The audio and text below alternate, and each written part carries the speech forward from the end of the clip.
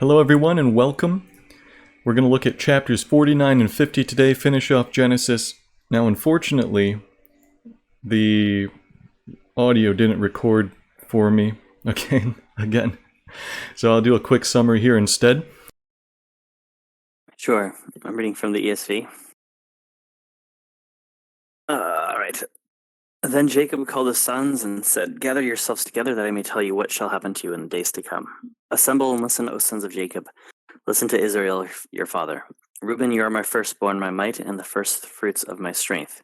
Preeminent in dignity and preeminent in power. Unstable as water, you shall not have preeminence, because you went up to your father's bed. Then you defiled it. He went up to my couch. Simeon and Levi are brothers. Weapons of violence are their swords. Let my soul come not into their counsel. O my glory, be not joined to their company. For in their anger they killed men, and in their willfulness they hamstrung oxen. Cursed be their anger, for it is fierce, and their wrath, for it is cruel. I will divide them in Jacob, and scatter them in Israel. Judah, your brothers shall praise you. Your hand shall be on the neck of your enemies. Your father's sons shall bow down before you. Judah is a lion's cub. From the prey, my son, you have gone up. He stooped down. He crouched as a lion, and as a lioness who dares rouse him. The scepter shall not depart from Judah, nor the ruler's staff from between his feet, until the tribute comes to him. And to him shall be the obedience of the peoples, binding his foal to the vine, and his donkey's colt to the choice vine. He has washed his garments in wine, and his vesture in the blood of grapes. His eyes are darker than wine, and his teeth whiter than milk. Until when? Did he tell me? Zebulun shall dwell at the shore of the sea. He shall become a haven for ships, and his border shall be at Sidon. Issachar is a strong donkey, crouching between the sheepfolds. He saw that our resting place was good, and that the land was pleasant, so he bowed his shoulder to bear, and became a servant at forced labor. Dan shall judge his people as one of the tribes of Israel. Dan shall be a serpent in the way, a viper by the path, that bites the horse's heels, so that his rider falls backward. I wait for your salvation, O Lord. Raiders shall raid Gad, but he shall raid at their heels. Asher's food shall be rich, and he shall yield royal delicacies. Naphtali is a doe let loose, that bears beautiful fawns. Joseph is a fruitful bough by a spring. His branches run over the wall. The archers bitterly attacked him, shot at him, and harassed him severely. Yet his bow remained unmoved. His arms were made agile by the hands of the mighty one of Jacob. From there is the shepherd, the stone of Israel. By the God of your father who will help you, by the Almighty who will bless you, with blessings of heaven above, blessings of the deep that crouches beneath, blessings of the breasts of the womb, the blessings of your father are mighty beyond the blessings of my parents, up to the bounties of the everlasting hills. May they be on the head of Joseph, and on the brow of him who was set apart from his brothers. Benjamin is a ravenous wolf, in the morning devouring the prey, and at evening dividing the spoil. So chapter 49, Jacob is getting old, and he calls his sons to him so that he can give them blessings as well as prophecies. So we went through each one of these one by one.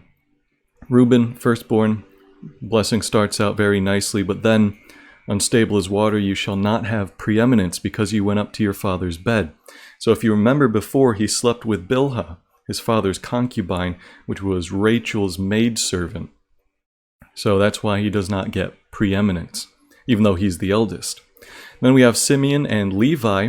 Weapons of violence are their swords.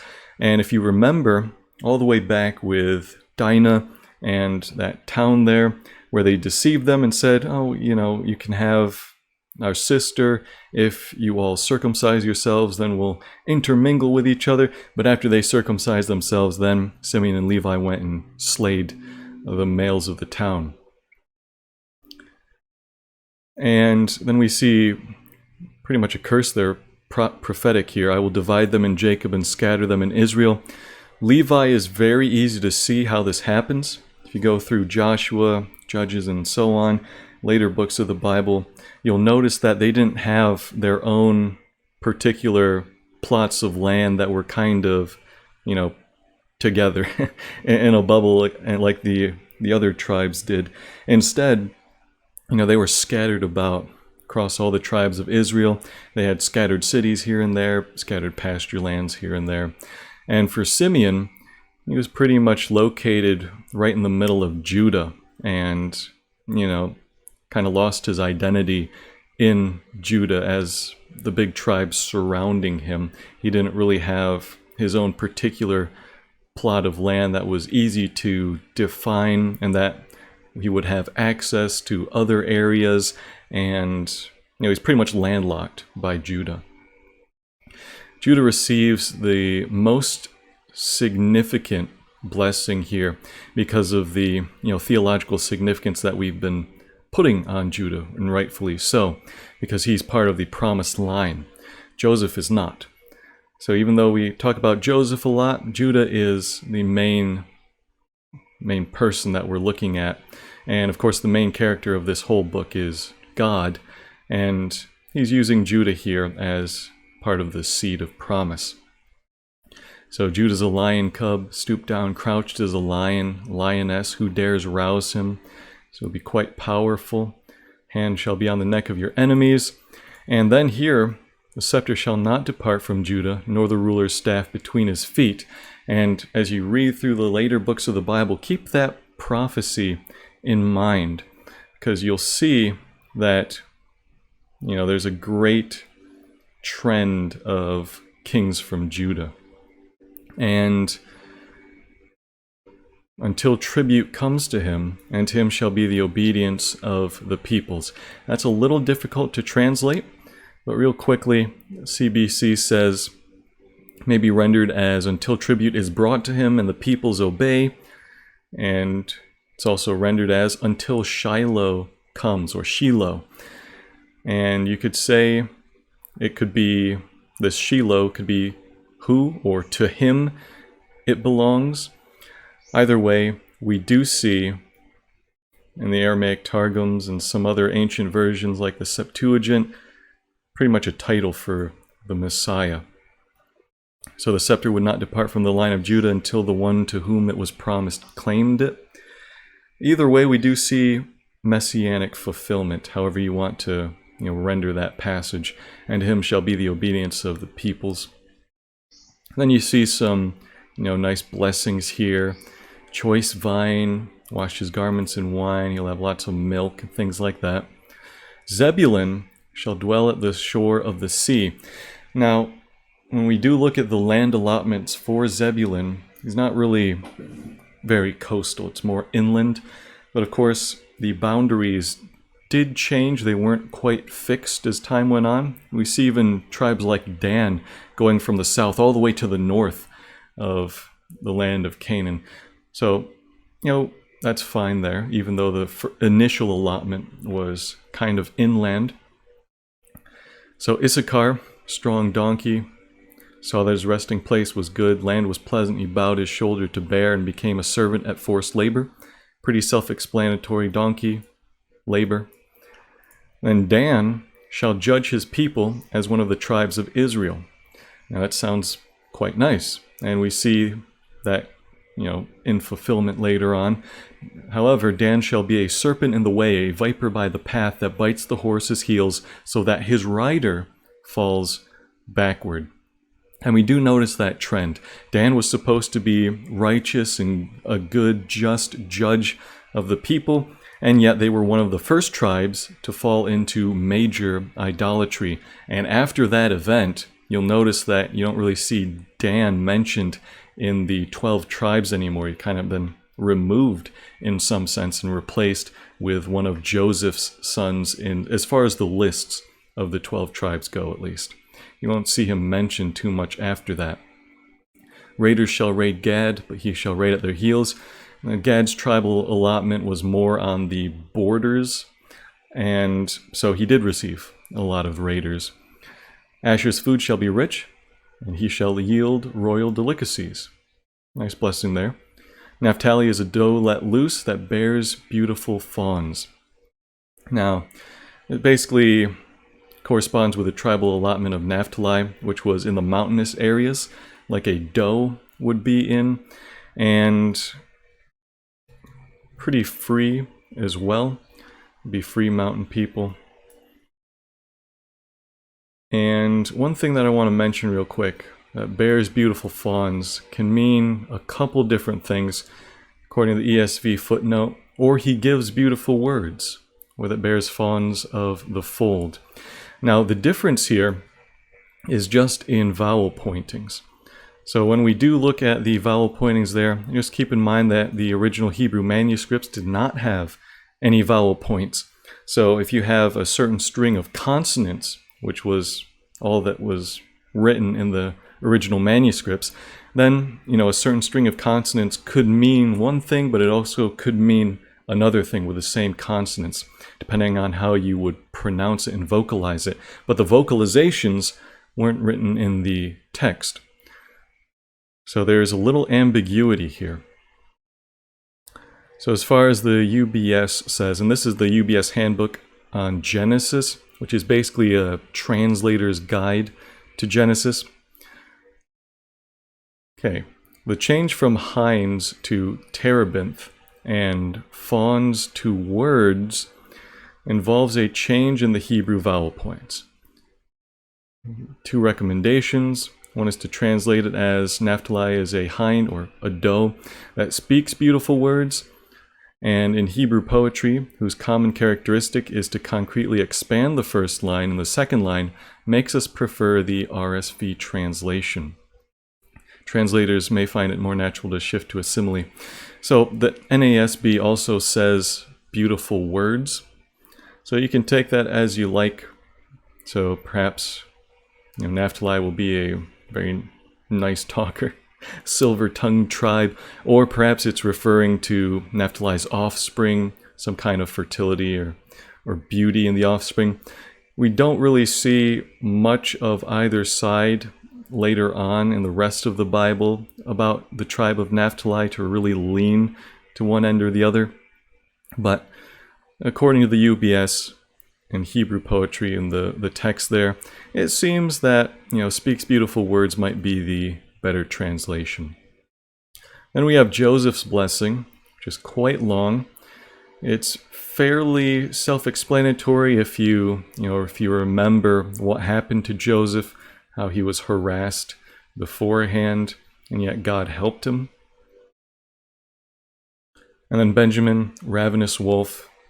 So we don't really see too much of Benjamin, in Genesis that would, warrant such a prophecy here, such a blessing perhaps.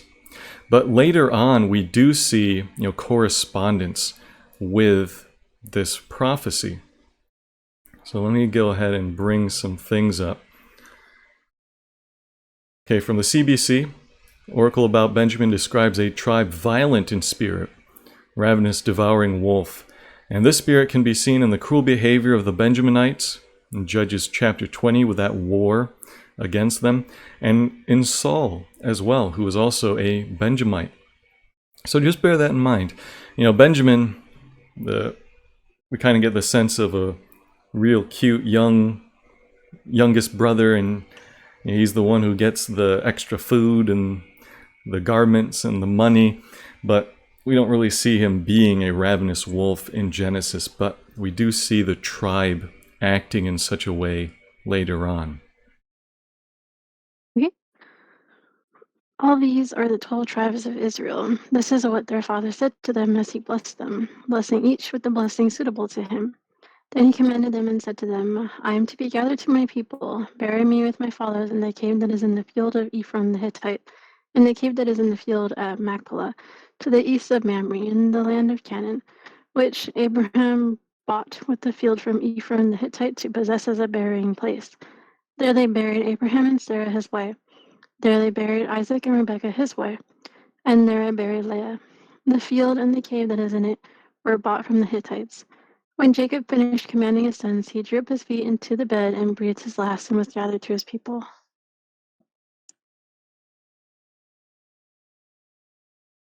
Sure.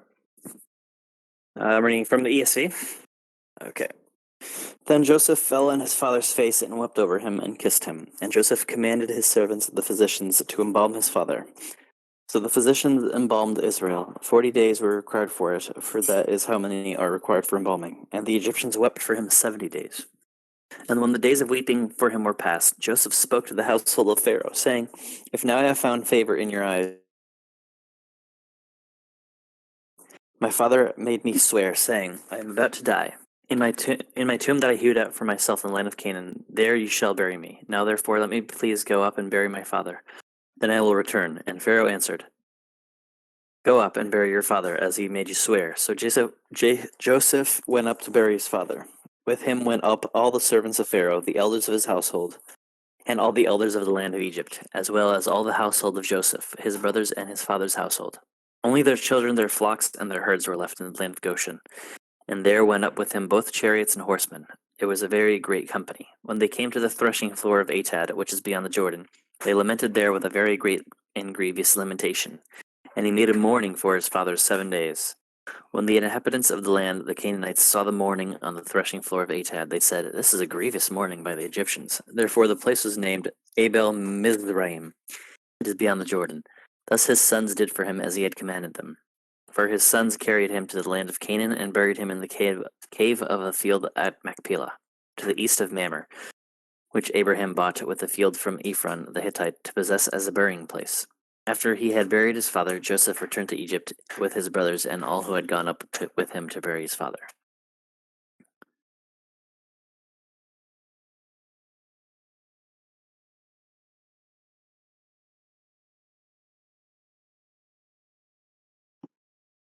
Okay.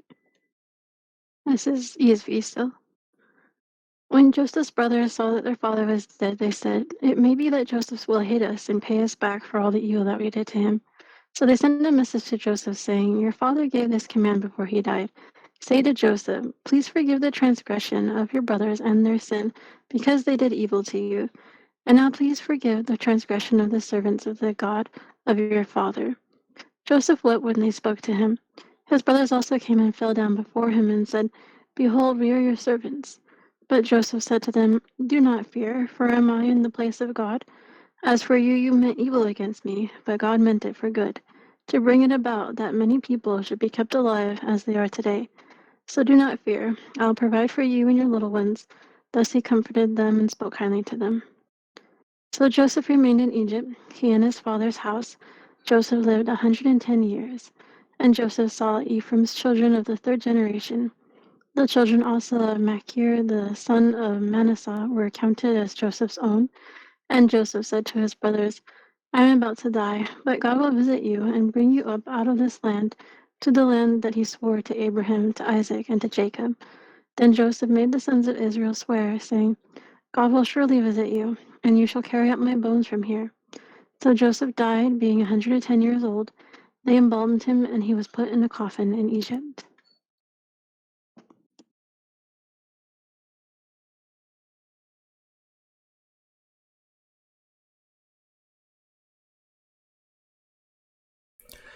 After Jacob gives those blessings and oracles, he then goes ahead and dies. I'm to be gathered to my people, bury me with my fathers in the cave that is in the field of Ephron the Hittite. Now after 39 years, Joseph goes all the way back to the land of Canaan to bury his father. And this is just a temporary thing. He comes back to the land of Canaan, the promised land, but then he returns back to Egypt. So it's just temporary, but still reminding us that their land is Canaan. And this was the first plot of land that they really purchased and officially owned in this area. So then they went to embalm his father, and 40 days were required for the embalming, and the Egyptians wept for him 70 days. Now this is notable because this was just 2 days short of the time of mourning for a pharaoh. So this really showed just how much respect the Egyptians had for Joseph. That, the father of Joseph, who just arrived, they don't really know him, they would weep for him and mourn over him for 70 days, very close to the time that they would mourn for a pharaoh. So they go ahead, great procession down to the land of Canaan, and even the Canaanites recognized this is a great time of mourning for the Egyptians. And real quickly, just to comment on these things, when we do talk about the respect that the Egyptians had for Joseph, we see how Joseph was really working for God's glory and serving God and living a life of integrity and honesty. Now, of course, that doesn't always get the praise of people, but to see Egyptians, giving Joseph all of that respect is really significant. You can see Joseph in all aspects of his life, whether he's, obeying his father to check on his brothers, help them out, whether he's been sold into slavery, he still works for the Lord and does everything with an honest heart of integrity. When he's working in the prison and when he's working as second in command of all of Egypt. There's a lot of temptation for corruption in a position like that. But we see that Joseph continued to work with integrity. It's a great message for us as well. Not for the praise of man, of course. We're not guaranteed that. But we are supposed to be working for God, doing all things for His glory, and doing it all with integrity. So finally, we get to the last section of chapter 50, the last chapter of Genesis.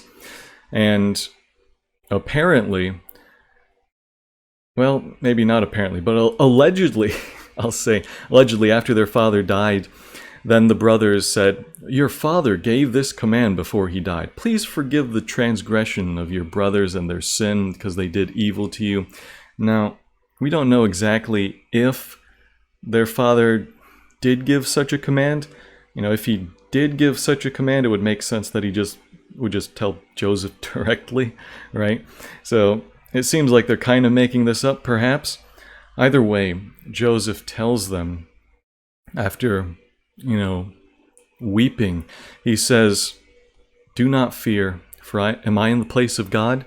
As for you," here's a verse we should all have memorized, "you meant evil against me, but God meant it for good, to bring it about that many people should be kept alive as they are today."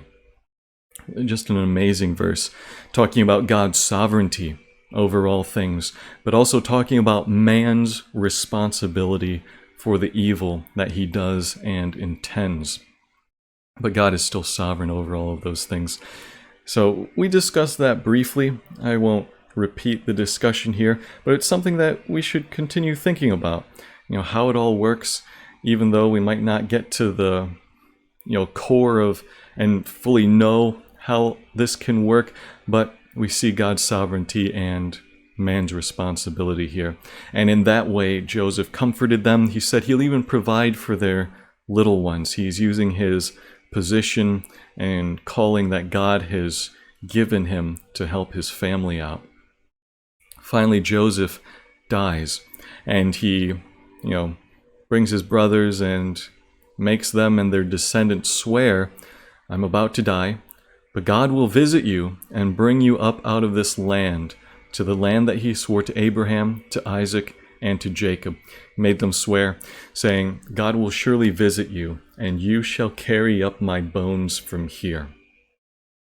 This is just a great ending to Genesis, and to jump right into Exodus if you still want to keep reading. And you'll notice that many hundreds of years pass, but the descendants of Israel, as they go out of Egypt, they remembered this promise, and they even brought Joseph's bones out of there to bring to the land of Canaan. And that is pretty much all of Genesis. We did a quick summary as well, but I won't go through that right now. Just a quick summary of all of Genesis. Just remember everything that happened. You had creation, you had the fall, and you had Noah, and you had his descendants.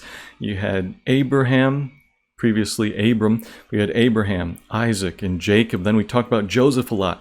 But never forget the promised line, which was Judah. All right, that pretty much concludes Genesis. And next week, we already voted. We'll be looking at John next week, the Gospel of John. So that'll be a really exciting one. It's not Exodus, unfortunately, but John is still really good. And I hope to see you all then. Take care. Sure. Lord, you are our amazing God, and we thank you for this Bible study series. We thank you for the things that you've done for past people, the people of your people in the past, and for us today, and the things you will still do for us, your people. We pray that what we learned today and during this series will instill in us, and we will grow and apply it in all the ways, in all areas of our lives.